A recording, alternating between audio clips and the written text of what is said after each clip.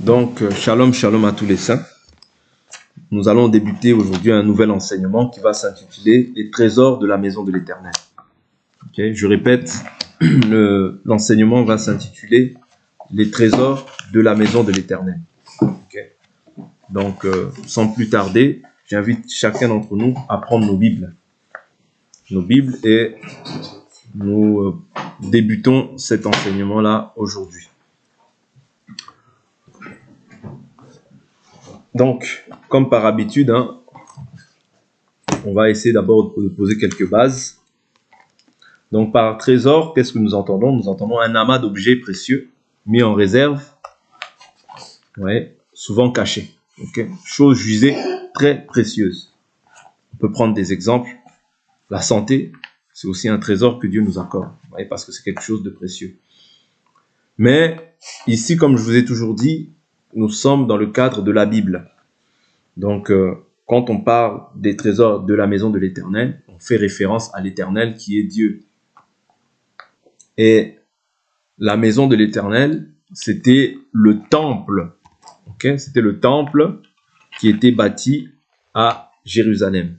Vous voyez? Parce que Dieu avait dit que mon nom sera inscrit dans cette maison. D'accord? Ça, je suis en train de relater des faits pour que, lorsque nous évoluons, que nous puissions comprendre en fait la pensée de l'Éternel quant à ce qui concerne l'enseignement des trésors de la maison de l'Éternel. Les trésors de la maison de l'Éternel étaient, parce que dans la maison de l'Éternel, ce qu'il faut comprendre, il y avait des lieux, des compartiments, des chambres, dans lesquelles en fait on gardait les trésors. Dans lesquels on gardait les trésors que le peuple apportait. Il y avait aussi des chambres dans lesquelles on gardait la nourriture. Toutes ces choses-là, toutes ces choses-là étaient bien gardées dans la maison. C'est-à-dire, il y avait des compartiments, des chambres, plusieurs chambres. Ok? Donc, mais aujourd'hui, lorsqu'on fait un parallèle au jour d'aujourd'hui, le temple est symbolisé donc par la maison de Dieu, comme je l'ai dit, qui résidait dans cette maison. C'est-à-dire, Dieu avait demandé, lorsque Salomon avait bâti la maison, il a dit, c'est là qu'on m'invoquera. C'est là que mon nom, c'est sur cette maison que mon nom sera invoqué. On peut le lire d'abord, avant d'entrer plus en profondeur dans ce que nous allons partager. Prenons le livre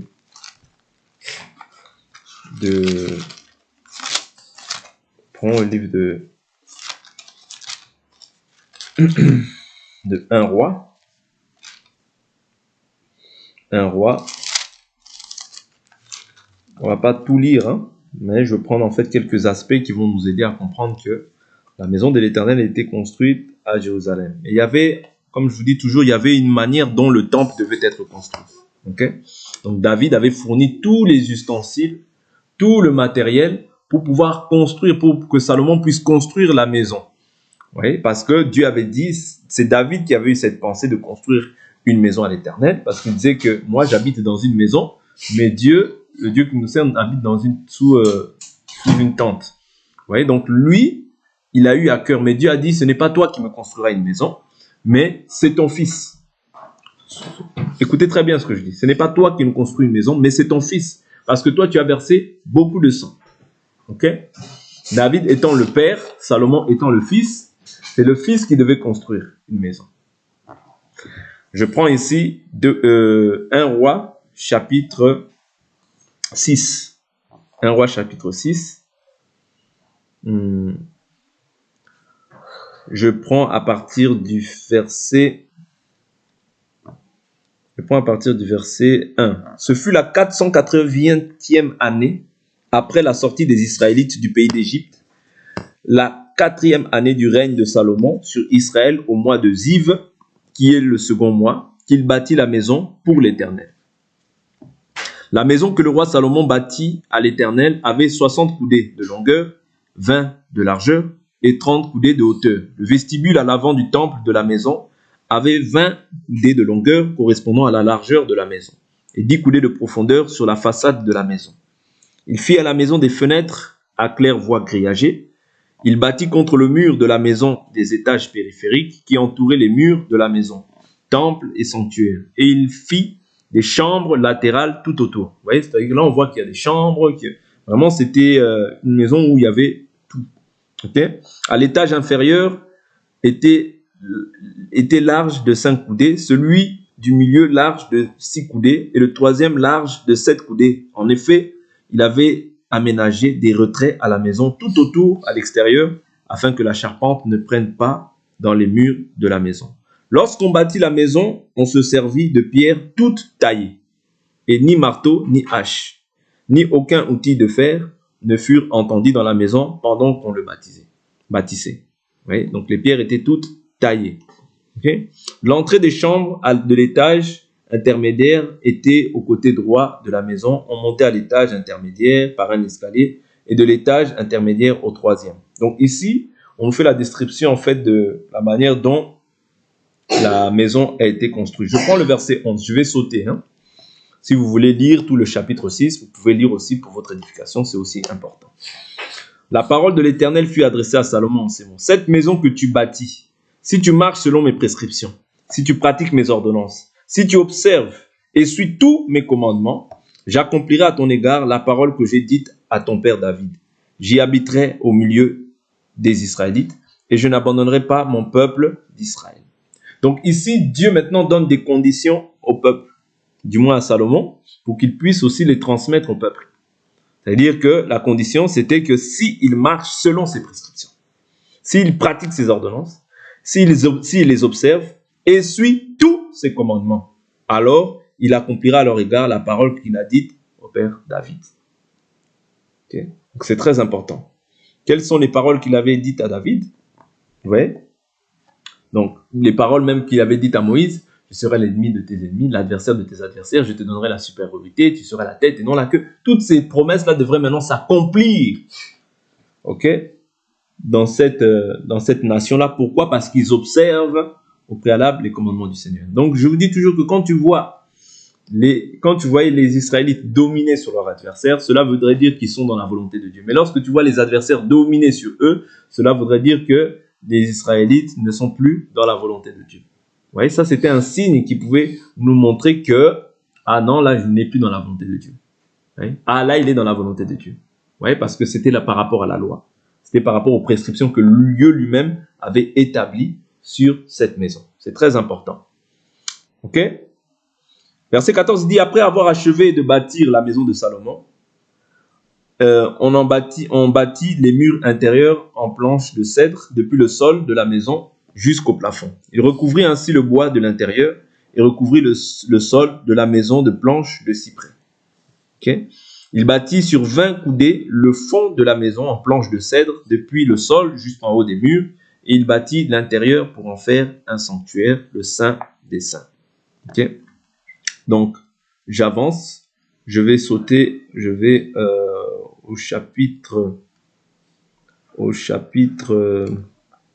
au verset 37, la Bible nous dit: la 4e année au mois de Zif, les fondations de la maison de l'Éternel furent posées. Et la 11e année au mois de Boule, qui est le 8e mois de la maison, fut achevée dans toutes ses parties et telle qu'elle devait être. Salomon la construisit en 7 ans. Ouais, donc la maison a été construite en 7 ans. Okay? C'est très important de comprendre aussi ces aspects-là. Je prends encore une autre écriture qui va nous aider. Je prends une autre écriture.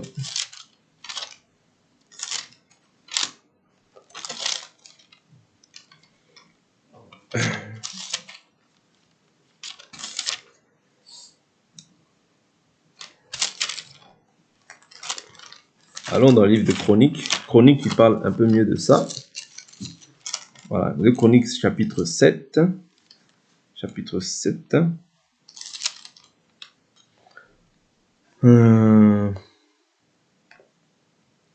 De Chroniques chapitre 6, je prends à partir du verset 17. Et maintenant, Éternel Dieu d'Israël, qu'elle se confirme la parole que tu as dite à ton serviteur David. Mais quoi, Dieu habiterait-il véritablement avec l'être humain sur la terre? Voici que les cieux et les cieux des cieux ne peuvent te contenir. Combien moins cette maison que j'ai bâtie? Oui, donc ici, je suis dans 2 Chroniques chapitre 6, verset 17 à 18. Il dit qu'elle s'accomplisse maintenant la parole que tu as promise à David. Okay? Il dit maintenant au verset 19, il dit « Toutefois, Éternel mon Dieu, sois attentif à la prière de ton serviteur et à sa supplication. Écoute le cri et la prière que ton serviteur t'adresse. Que tes yeux soient jour et nuit ouverts sur cette maison, sur le lieu dont tu as dit que tu mettrais ton nom. Écoute la prière que ton serviteur fait en ce lieu. Tu écouteras les supplications de ton serviteur et de ton peuple d'Israël. Lorsqu'ils prieront en ce lieu, c'est toi qui écouteras de ce lieu où tu sièges. Depuis les cieux, tu écouteras et tu pardonneras. » Oui. Ici, je vous dis toujours que c'était dans la maison que se trouvaient quoi? Les trésors. Et la prière, ouais, c'est aussi une forme de trésor. Ouais. Je continue. Il dit, si quelqu'un pêche, verset 22, contre son prochain, et qu'on lui impose de faire un serment, et si le serment a lieu devant ton autel, dans cette maison, c'est toi qui écouteras des cieux, tu agiras et tu jugeras tes serviteurs, pour punir le coupable et faire retomber sa conduite sur sa tête, pour absoudre le juste et le traiter selon sa justice. Si ton peuple d'Israël est battu devant l'ennemi pour avoir péché contre toi. Ah, donc on comprend ici que quand le peuple est battu par l'ennemi, c'est qu'ils ont péché contre l'Éternel. Ouais. S'ils reviennent à toi et célèbrent ton nom, s'ils t'adressent des prières et des supplications dans cette maison, c'est toi qui écouteras des cieux, tu pardonneras le péché de ton peuple d'Israël et tu les feras revenir dans le territoire que tu leur as donné, ainsi qu'à leur père. Quand le ciel sera fermé et qu'il n'y aura pas de pluie, parce qu'ils auront péché contre toi, c'est-à-dire que toutes les malédictions en fait qui sont prononcées même dans cette prière, c'est lorsque le peuple aura péché contre lui. C'est-à-dire dès lors où le peuple pêche, Dieu maintenant fortifie les adversaires et les adversaires ont la domination. Ok? Donc ici, c'était simplement vraiment pour essayer de comprendre en fait comment est-ce que déjà le temple a été construit. Donc il était construit à Jérusalem. Mais au jour d'aujourd'hui, maintenant, lorsque nous voyons en fait sous la grâce, nous voyons que Jésus dit « Détruisez ce temple et en 3 jours je le rebâtirai. » Ok? Détruisez ce temple et en 3 jours je le rebâtirai. Or, quand on détruisait le temple, cela voudrait dire que Dieu a tourné le dos en fait à son peuple. Dieu a tourné le dos à son peuple. Okay? Quand le temple était détruit, quand les ennemis venaient et ils s'emparaient en fait de tous les trésors qu'il y avait dans la maison, cela voudrait dire que le peuple a péché contre l'Éternel. Ouais. Les mauvaises pratiques sont entrées. Ils ont adopté en fait la pratique des nations, adopté en fait les dieux des nations. Et c'est ça qui irritait Dieu. Et par ce moyen-là, Dieu maintenant fortifiait en fait les adversaires pour que ces adversaires-là puissent maintenant triompher. Et maintenant, ces trésors qui étaient si précieux pour eux, ceux qui faisaient la gloire d'Israël, ceux qui faisaient sa force, ceux qui faisaient son honneur, c'était le temple. C'est-à-dire le temple dans la vie des Israélites avait vraiment une particularité, était vraiment quelque chose de précieux. Ouais, parce que tout tournait en fait autour du temple. Le culte, c'était au temple. L'exaucement, c'était au temple. Ouais. La gloire de Dieu, c'était dans le temple. Est-ce que vous comprenez? C'est-à-dire, c'est ça qui faisait la fierté, la renommée, ouais, la joie en fait des Israélites. Voilà pourquoi nous aussi au jour d'aujourd'hui, parce que ce qui a été, c'est ce qui est, c'est ce qui sera, rien de nouveau sous le soleil. Parce que les trésors résidaient où? Ils résidaient dans le temple. Ce n'est pas en vain qu'on dit ces choses-là. Paul vient nous dire aujourd'hui, ne savez-vous pas que vous êtes le temple de Dieu et que l'Esprit de Dieu habite en vous? Est-ce que vous comprenez? Nous sommes maintenant, nous, aujourd'hui, le temple de Dieu, mais que l'Esprit de Dieu aussi habite en nous.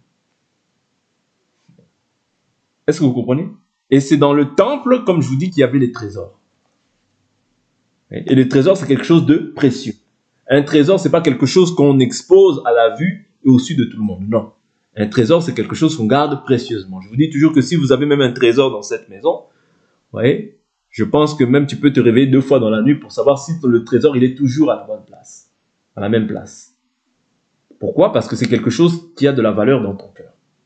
De la même manière aussi, c'est ceux qui étaient la valeur, ceux qui faisaient la valeur et la fierté en fait en Israël. C'était le fait qu'ils aient le temple. Le fait qu'ils savaient que Dieu était dans le temple. La gloire était là. L'exaucement était là. Ouais. C'est-à-dire leur vie tournait tout autour du temple. Et c'est ce que aussi doit être aussi un enfant de Dieu dans les temps d'aujourd'hui. Ta vie doit tourner tout autour du temple. Le véritable temple aujourd'hui, qui est Christ.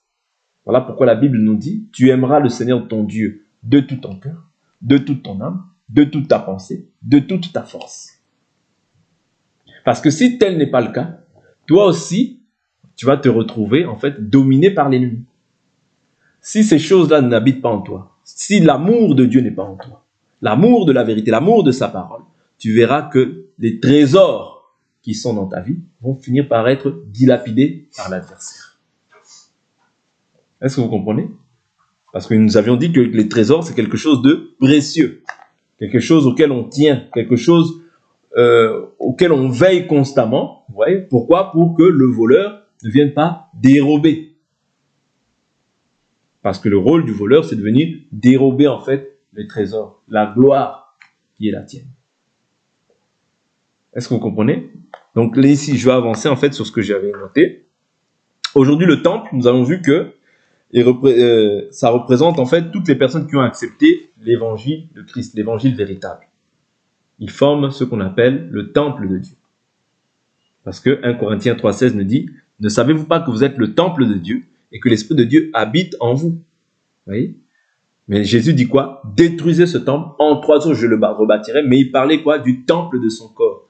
Et son corps aujourd'hui, c'est quoi? C'est l'Église. Vous voyez? Son corps, c'est l'Église. En cela, nous devons comprendre quoi? Que l'Église possède aussi des trésors.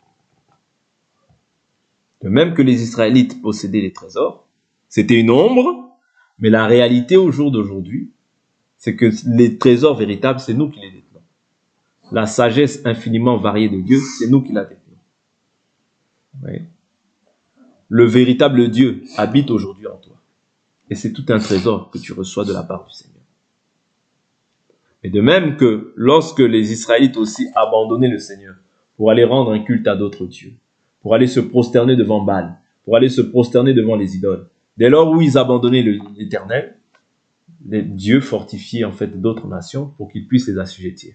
C'est ça que la Bible nous dit, votre adversaire, le diable, rôde tout autour de nous, cherchant qui dévorer. Et cette parole aussi qu'on nous annonçons, c'est tout un trésor, parce que c'est une richesse. Je prends l'Écriture. Je prends l'Écriture pour que nous comprenions.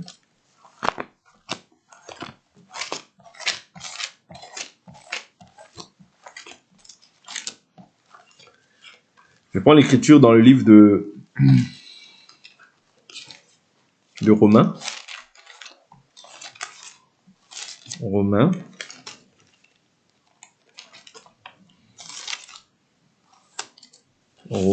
au chapitre...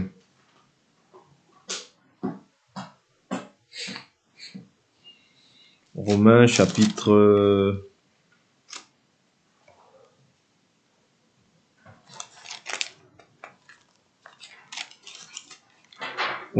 9. Prenons Romains chapitre 9, verset 1. L'Écriture nous dit, « Je dis la vérité en Christ, je ne mens pas. Ma conscience m'en rend témoignage par le Saint-Esprit. J'ai une grande tristesse et un chagrin continuel dans le cœur, car je souhaiterais être moi-même anathème et séparé du Christ pour mes frères, mes parents selon la chair, qui sont les Israélites, à qui appartiennent l'adoption, la gloire, les alliances, la loi, le culte, les promesses, les patriarches, et de qui est issu, selon la chair, le Christ qui est au-dessus de toutes choses, Dieu béni éternellement. » Oui. Donc, ici, il nous montre en fait que toutes ces choses-là, ouais, ça leur appartenait. Mais aujourd'hui, quand toi tu rentres en Christ, ça t'appartient. Parce que ici, on parle en fait, il y a des descendants selon la chair, mais il y a des descendants selon l'esprit. Ceux qui sont des descendants selon l'esprit ont reçu la parole. Mais ceux qui sont des descendants selon la chair n'ont pas reçu cette parole. Beaucoup se sont achoppés à la venue du Christ. Et quand Christ vient détruire le temple, il vient détruire en fait, quand Christ proclame en fait la destruction du temple, nous avions vu en fait dans des enseignements précédents comment en fait le temple a été détruit. Vous voyez? Mais quand Christ prophétise ces choses-là, il prophétise en fait pour des choses à venir, pour l'église qui est à venir. Vous voyez? Pour l'église qui est à venir. C'est-à-dire l'église, c'était un projet caché. Ouais. C'est-à-dire, il parlait en fait de sa propre mort, et dans sa mort et sa résurrection, c'est-à-dire, il formerait maintenant ce qu'on appelle l'Église. Et c'est par l'Église que nous obtenions en fait la richesse infiniment variée de Dieu. Je vais voir, en fait, je vais prendre cette écriture, qui va nous aider. Je vais prendre cette écriture, je crois que c'est dans les Épîtres. C'est par l'Église que nous connaissons la richesse infiniment variée de Dieu. Voilà. Je suis dans les Éphésiens chapitre 3. Je prends le verset 5. Ce mystère n'avait pas été porté à la connaissance des fils des hommes dans les autres générations, comme il a été révélé maintenant par l'Esprit à ses saints apôtres et prophètes. Les païens ont un même héritage, formant un même corps et participant à la même promesse en Christ Jésus par l'Évangile, dont je suis devenu serviteur selon le don de la grâce de Dieu qui m'a été accordée, par l'efficacité de sa puissance, à moi le moindre de tous les saints. Cette grâce a été accordée d'annoncer aux païens comme une bonne nouvelle la richesse insondable du Christ, ouais, et de mettre en lumière la dispensation du mystère caché de toute éternité en Dieu, le Créateur de toutes choses. Ainsi, désormais, les principautés et les pouvoirs dans les lieux célestes connaissent par l'Église la sagesse de Dieu dans sa grande diversité, ouais, selon le dessein éternel qu'il a réalisé par le Christ notre Seigneur, en qui nous avons par la foi en lui la liberté de nous approcher de Dieu avec confiance. C'est-à-dire qu'aujourd'hui, toi, tu peux t'approcher de Dieu. Avant, tu ne pouvais pas. Aujourd'hui, Dieu nous a donné accès auprès de lui par un même esprit. C'est une richesse, c'est une grâce que nous avons reçue de la part du Seigneur. Là, le culte, tout ça maintenant t'appartient. Et le culte est en toi. Mais maintenant, c'est à toi maintenant d'entretenir cette richesse-là. Pourquoi? Pour que le voleur ne vienne pas dérober. Parce que c'est un trésor que tu détiens. Mais le trésor, tu dois veiller. Voilà pourquoi dernièrement aussi nous avions parlé des armes. Ouais, des armes spirituelles. Bien des armes spirituelles. La Bible nous dit, prenez, ouais, le casque du salut, le bouclier de l'esprit, ouais, l'épée de l'esprit, la ceinture de la vérité, le zèle que donne l'évangile de paix, le bouclier de la foi, la cuirasse de la justice. Toutes ces choses-là, en fait, te permettront en fait de veiller afin que le trésor que tu as en toi ne puisse pas être dilapidé par l'ennemi. Est-ce que vous comprenez? Oui, parce que ces choses-là te permettent de rester, de demeurer dans la foi. Voilà pourquoi Jésus dit, si vous demeurez en moi, mes paroles demeurent en vous. C'est-à-dire quand tu demeures, tu te protèges. Mais lorsque tu ne demeures plus, tu n'es plus sous la protection de Dieu. Parce que demeurer, c'est rester en fait dans. Mais quand tu ne demeures plus, tu restes en dehors. Et quand tu es en dehors, la Bible nous dit, l'adversaire, le diable, rôde tout autour de nous, cherchant qui dévorer. Ok? Je continue. Donc, les trésors sont liés au fait que Dieu soit en nous, mais aussi à la crainte de Dieu. Voilà pourquoi l'Écriture nous dit, ne vous bornez pas à écouter, mais pratiquez la parole. La crainte de Dieu, c'est un fait, mais la crainte de Dieu se manifeste par les œuvres que nous portons, que nous posons au quotidien. Okay? Donc, il dit, voilà. Donc, la crainte de Dieu implique aussi certaines choses, c'est-à-dire la méditation de la parole, ouais, la prière. Ouais, toutes ces choses-là, en fait, c'est ce qu'engendre en fait la crainte de Dieu. C'est-à-dire que quelqu'un ne peut pas dire qu'il craint, mais qu'il n'est jamais dans la prière. Quelqu'un ne peut pas dire qu'il craint, mais il ne médite pas cette parole. Non, c'est pas possible. Quand je crains Dieu, ouais, je dois méditer cette parole. Pourquoi? L'Écriture dit, je serre ta parole dans mon cœur afin de ne pas pécher contre toi. Ouais, c'est-à-dire, serrer cette parole dans son cœur, c'est l'observer. Médite ce livre de la loi jour et nuit, c'est alors que tu réussiras dans tes entreprises et que tu auras du succès. Ça veut dire que le succès est lié aussi au fait que tu puisses mettre maintenant en pratique cette parole, c'est-à-dire méditer cette parole, qu'elle soit l'aliment de ton âme. Parce que la Bible nous dit, l'homme ne vivra pas de pain seulement, mais de toute parole qui sort de la bouche de l'Éternel. Vous comprenez? Donc c'est très important que cette parole-là habite en nous dans toute sa richesse et en abondance. Ok? Parce que l'abondance de la parole, c'est aussi ton salut. C'est aussi une arme. Parce que la Bible nous dit, prenez l'épée de l'esprit, qui est la parole de Dieu. Ouais.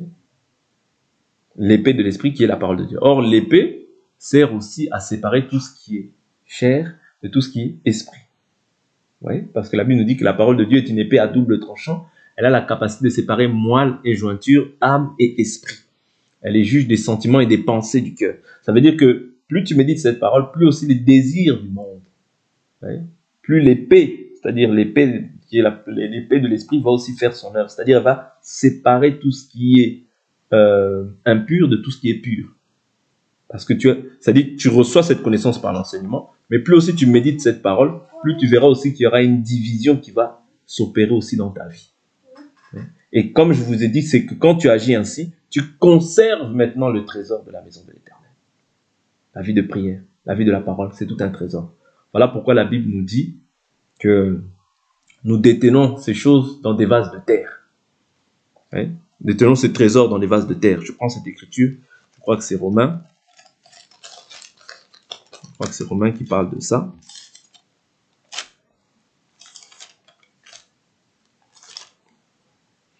Je prends cette écriture qui va nous aider.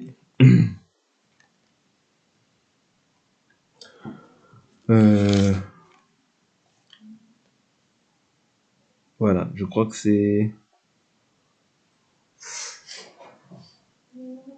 Voilà, toujours Romains chapitre 9. Toujours Romains chapitre 9, je prends à partir du verset 21. Le potier n'est-il pas maître de l'argile pour faire avec la même pâte un vase destiné à l'honneur et un vase destiné au mépris? Et si Dieu, voulant montrer sa colère et faire connaître sa puissance, a supporté avec une grande patience des vases de colère formés pour la perdition, et s'il a voulu faire connaître la richesse de sa gloire à des vases de miséricorde, ouais, qu'il a d'avance préparé pour la gloire. C'est-à-dire les vases de miséricorde que nous sommes, que nous formons, ont été préparés pour la gloire. Mais à condition que nous demeurions en fait, c'est-à-dire que nous gardions en fait les trésors qui sont dans nos vies. Ouais. Il y a une condition. Souvenez-vous quand Dieu parle à Salomon, il dit si. C'est-à-dire si le salut ne devient plus conditionné, ce n'est plus un salut, c'est un faux salut. Oh, je suis prédestiné. C'est un faux salut. Parce que le salut, il doit toujours y avoir des conditions. C'est-à-dire, il y a un chemin, il y a une route qui a été établie. Il y a un chemin qui a été inauguré. Oui, et dans lequel tu dois demeurer pour ne pas être la proie de l'ennemi. Parce que, je vous dis toujours que quand l'ennemi commence à atteindre cette chair, tu as encore la possibilité. Mais quand l'ennemi commence à atteindre ton âme, quand ton âme ne se plaît plus dans ces choses, elle va se plaire dans autre chose. Voilà pourquoi l'Écriture dit « Je désire que tu prospères à tous égards, comme prospère l'état de ton âme. » Ton âme doit prospérer. Si ton âme prospère toujours sur les choses de la terre, on ne verra pas beaucoup de changements dans ta vie. Parce que c'est l'âme qui influence le corps.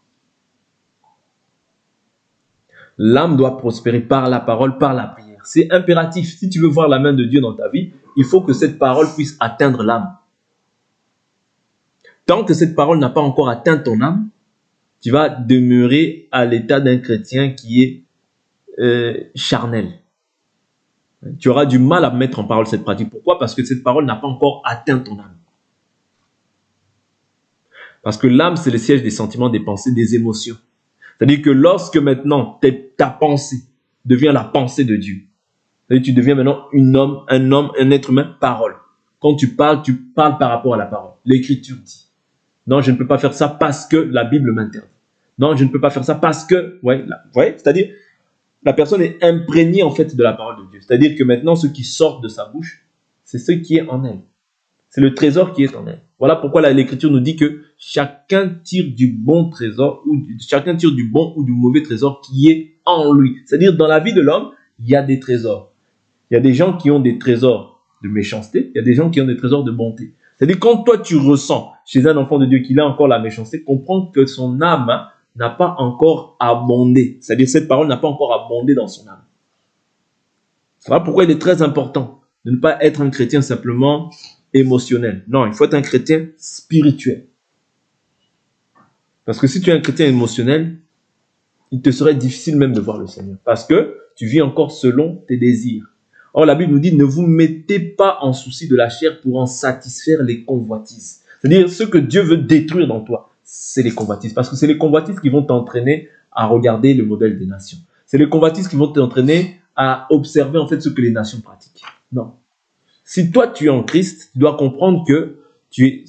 Ne te dis pas simplement que je suis en Christ, ah, je suis protégé, ah, j'ai la domination. Non, ça, c'est le bon côté. Mais je suis en Christ aussi, je vais souffrir dans ce monde. Je suis en Christ aussi, Dieu veut me distinguer des autres. Vous voyez? Parce qu'aujourd'hui, on traverse une époque où les gens aiment beaucoup Christ parce qu'ils savent qu'ils sont protégés. Parce qu'ils savent que voilà, ils ont la domination. Oui, c'est un fait. Mais Dieu doit te demander plus parce que Dieu veut que tu sois comme lui veut, non pas comme toi tu veux. Parce que si tu gardes ta vie, tu ne verras pas le royaume. Celui qui veut garder sa vie la perdra. Celui qui perdra sa vie à cause de moi la retrouvera. Pour garder le salut, il faut que tu préserves les trésors que Dieu a mis en toi. La vie de la sainteté. Oui. L'amour, la joie, la paix, la patience, la bonté, la douceur, la bienveillance, la fidélité. Tout ça, ce sont des trésors que tu détiens de la part du Seigneur. Parce que c'est le Saint-Esprit qui te communique ces trésors. Oui.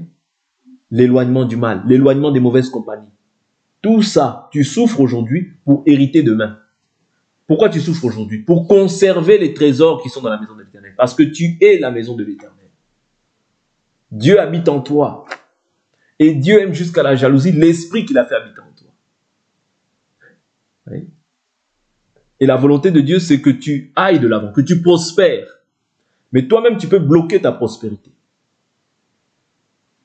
Comment est-ce que tu bloques ta prospérité? Lorsque cette parole, je vous dis toujours, elle n'atteint pas l'âme. Tu te bloques toi-même. C'est-à-dire, cette parole, elle doit maintenant dépasser en fait la chair, dépasser les récitations intellectuelles, mais monter au niveau de l'âme. C'est-à-dire, maintenant, quand on me voit, on voit une personne parole, imprégnée de la parole. C'est-à-dire, quand on te voit, c'est-à-dire, on voit une lettre écrite. On voit Christ au travers de toi. C'est là qu'on peut comprendre que cette personne, elle est réellement chrétienne. Non pas que je parle seulement de Christ. Parce qu'il y a beaucoup de gens qui parlent seulement de Jésus. Non, il faut aussi que les gens puissent témoigner de toi. Que tu es chrétien, je suis chrétien, tu es chrétienne ou bien je suis chrétien. C'est très important. Qui dit-on que je suis? Moi, le Fils de l'homme. Il faut se poser cette question-là. Témoigner, c'est un fait. Mais que dit-on de toi? Que dit Dieu de toi? Et que disent les hommes aussi de toi? C'est aussi important. Dieu est venu pour mettre une séparation. Ne vous trompez pas. Pourquoi? Parce que toi, il y a des trésors que tu ne peux pas amasser. Les trésors de ce monde. Oui.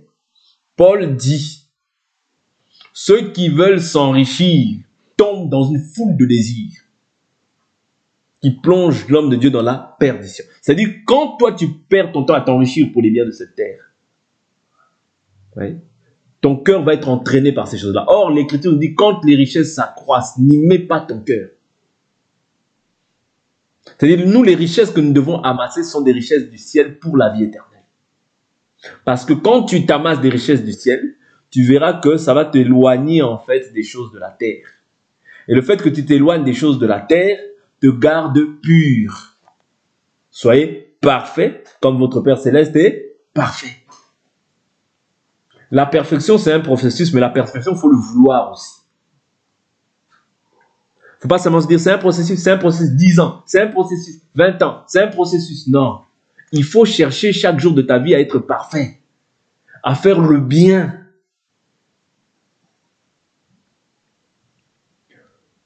Cherchez premièrement le royaume des cieux et sa justice. Cherchez. C'est toi qui t'as dit, il y a la part de Dieu. Dieu t'a donné son esprit. Mais toi aussi maintenant, tu dois chercher. Ouais. Si la distraction t'enveloppe, à tout moment. La distraction t'enveloppe. Il te sera difficile que cette parole puisse atteindre l'âme. Il faut. Depuis le temps de Jean-Baptiste, le royaume des cieux est forcé. Ce sont les violents qui s'en emparent. Sans violence, il serait difficile de voir le royaume. La discipline que l'homme doit appliquer en fait dans les choses de Dieu. C'est très important. Pourquoi? Tout cela simplement pour te garder pur, pour que l'ennemi ne puisse pas dilapider le trésor qui est en toi. Parce que je vous dis toujours que les Israélites s'assirent, mangèrent, burent et dirent à Aaron, fais-nous un Dieu qui marche. Ce Moïse qui est monté, nous ne savons pas s'il est encore vivant. Vous comprenez? C'est très important. N'oubliez pas ces choses parce que ce sont des principes. La prière, c'est un trésor. La sanctification, c'est un trésor que tu conserves. La connaissance que tu as, c'est un trésor. Mais ces trésors-là, il faut savoir qu'il y a un adversaire aussi qui rôde. Et cet adversaire-là, bien sûr, il envoie des traits enflammés, mais il est aussi au niveau de ta chair. Est-ce que vous comprenez? C'est-à-dire que ta chair va t'empêcher de pouvoir maintenant accéder à ces bénédictions. Voilà pourquoi la chair, Paul dit, je traite durement ma chair. Est-ce que vous comprenez? Je traite durement ma chair. Pourquoi? Sans traiter durement sa chair, je vous assure que ces trésors-là, fin des fins, tu finiras par les dilapider. Ils finiront par être dilapidés et on verra en fait ta destruction comme ça. C'est-à-dire on verra qu'une personne qui était très spirituelle, qui priait, qui écoutait la parole, qui mettait cette parole en pratique, mais par la suite du temps, vu qu'elle n'a pas veillé, l'ennemi est venu à semer une semence, vous voyez, comme la parabole du blé et de l'ivraie. Ok? Et cette semence-là a germé. Ouais, cette semence-là a germé. Et au bout d'un moment, on constatera en fait que tu n'as plus les trésors en toi. Et quand les trésors ne sont plus, la maison est détruite. On illustrera ça par la grâce de Dieu, ouais, par des images que la Bible nous donne. On verra comment est-ce que ces choses-là, en fait, se produisent dans la vie des Israélites, qui est une ombre, mais qui nous explique aussi une réalité dans le temps dans lequel nous sommes aujourd'hui de l'Église. Pour ne pas être asservi, il te faut être debout. Pour être debout, il y a des principes. N'est pas debout qui veut, est debout celui qui persévère, qui a compris que nous sommes dans ce monde, c'est-à-dire nous ne sommes pas dans notre royaume. Dans ce monde, tu combats. Dans ce monde, tu combats. Dans ce monde, tu t'imposes des disciplines. Ouais. Dans ce monde dans lequel nous sommes, ce n'est pas notre royaume. Nous sommes des passagers et des pèlerins. Voilà pourquoi que ton cœur ne s'attache pas aux choses de ce monde. C'est très important. Ouais. Je vais terminer là. Ok? De même que les trésors sont cachés, ouais, par ce fait, la présence de Dieu était cachée aussi dans le temple. Okay? Tout le monde n'avait pas accès à la présence de Dieu, à la chambre où résidaient les trésors, sous la loi. Mais sous la grâce, nous y avons tous droit. C'est-à-dire au jour d'aujourd'hui, Dieu nous a donné accès auprès du Père dans un même esprit. Ça, c'est Éphésiens chapitre 2, verset 18. C'est un trésor. Ok? C'est un trésor. Donc, ne néglige pas, ouais, le Saint-Esprit qui est en toi. Ne néglige pas les grâces, les dons, les talents, toutes ces faveurs que Dieu t'accorde gratuitement. Ne néglige pas les dons que Dieu te donne. Parce que quand tu les négliges, tu attristes. Mais quand tu continues à vivre une vie qui n'est pas à la gloire de Dieu, tu vas éteindre l'esprit. C'est-à-dire tu ne seras même plus à l'écoute de l'esprit. Dieu te parle, tu endurcis ton cœur. Dieu te parle, les forteresses s'élèvent. Dieu te parle, les raisonnements s'élèvent. Non. Vous comprenez? Et toutes ces choses-là, quand Dieu te parle, il use de patience envers toi. Mais pour que tu parviennes à la repentance. Afin quoi? C'est-à-dire, en fait, Dieu prolonge sa patience. Il use de patience, de miséricorde pour que tu te repentes et que tu reviennes à lui. Pour qu'il puisse, en fait, pour qu'il puisse manifester sa gloire dans ta vie. Pour que le monde au travers de toi puisse se repentir. Parce que Dieu veut nous utiliser. De la même manière comme il a utilisé Israël, Dieu aussi veut nous utiliser. Afin qu'au travers de toi, de moi, que le monde puisse voir en fait Dieu. Souvenez-vous, lorsque Pierre, je vais prendre et je m'arrête là, le Pierre nous dit quoi? Envers les païens, ayez une bonne conduite. Oui. Afin qu'au jour de de la visite. Il dit la visite de Dieu. Je prends cette écriture et je m'arrête là. Je crois que c'est 1 Pierre. 1 Pierre, on aura le temps de toute manière, cet enseignement, on ne va pas le finir aujourd'hui. On aura le temps. 1 Pierre, je prends cette écriture et je veux m'arrêter là.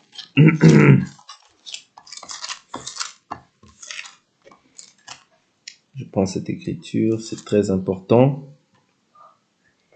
Voilà. 1 Pierre chapitre 2, je prends le verset 11. Bien-aimés, je vous exhorte en tant qu'étrangers et voyageurs à vous abstenir des désirs charnels qui font la guerre à l'âme. Au milieu des païens, ayez une bonne conduite, afin que là où ils vous calomnient, comme faisant le mal, ils voient vos œuvres bonnes et glorifient Dieu au jour de sa visite. Waouh!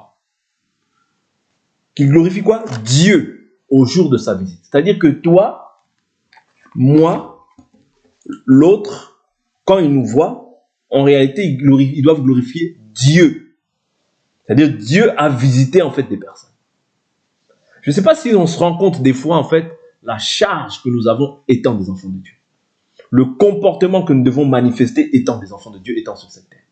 Parce que là, ce n'est pas Dieu qui était venu physiquement, mais comme Dieu habite en toi, et que ce n'est plus toi qui vis, c'est Christ qui vit en toi, c'est-à-dire, Pierre maintenant dit qu'il glorifie Dieu au jour de sa visite. C'est-à-dire que quand on te voit toi, on voit Dieu. Faites attention. Voilà pourquoi la Bible nous dit que le nom de Dieu est blasphémé à cause de nous parmi les païens. Voilà pourquoi si nous faisons n'importe quoi dans ce corps, Dieu aussi nous jugera en fonction de la grâce qu'il a mis en nous. Voilà pourquoi ne blaguons pas. Les jours sont mauvais, rachetons le temps pour que Dieu soit glorifié. Amen. Pour aujourd'hui, on s'arrête là. On va prier.